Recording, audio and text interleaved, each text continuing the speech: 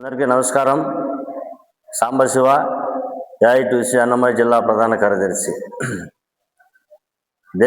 భారతదేశంలో అధికారంలో ఉన్న భారతీయ జనతా పార్టీ అధికారంలోకి వచ్చిన తర్వాత కార్మిక వర్గం, శ్రమజీవులు ఎన్నో సంవత్సరాలుగా పోరాటాలు, త్యాగాలు, బలిదానాలు చేసి సాధించుకున్నటువంటి కార్మిక హక్కులు, కార్మిక చట్టాలను నిర్వీర్యం చేస్తూ దాదాపు 42 కార్మిక చట్టాలన్నీ కూడా రద్దు చేసి వాటి స్థానంలో 4 లేబర్ కోడ్స్ తెచ్చి కార్మిక హక్కులన్నీ కూడా కాలరాస్తా ఉంది.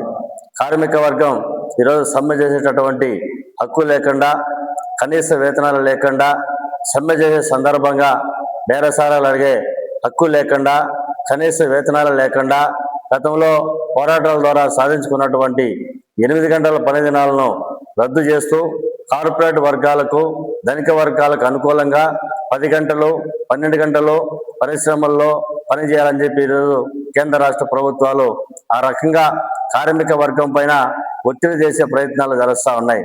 భారతదేశ వ్యాప్తంగా ఇప్పటికే అనేక సార్లు మోడీ ప్రభుత్వం చేస్తున్నటువంటి కార్మిక వ్యతిరేక విధానాలను ప్రతిఘటిస్తూ అనేక సార్లు సమ్మెలు చేశాం, ఆందోళన చేశాం.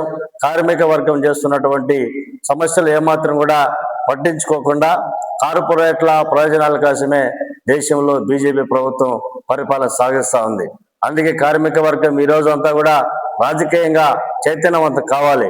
మన హక్కులన్నీ కూడా కాలరాస్తూ మన కార్మిక వర్గానికి కనీస వేతనం 30,000 అమలు చేయమంటే ఏమాత్రం కూడా పట్టించుకోవడం లేదు. ఈ 12 ఏళ్లలో చాలా సార్లు కూడా ఎమ్మెల్యేలకు కానీ, ఎంపీలకు కానీ, మంత్రులకు కానీ వేతనాలు పెంచుకున్నారు తప్ప 2006లో వేతన సవరణ జరిగింది. ఈరోజు 2026, 20 ఏళ్ళు కనీసం ₹1 కూడా కార్మిక వర్గానికి వేతన సవరణ ₹1 కూడా పెంచినటువంటి పరిస్థితి వాళ్ళ పోలేదు.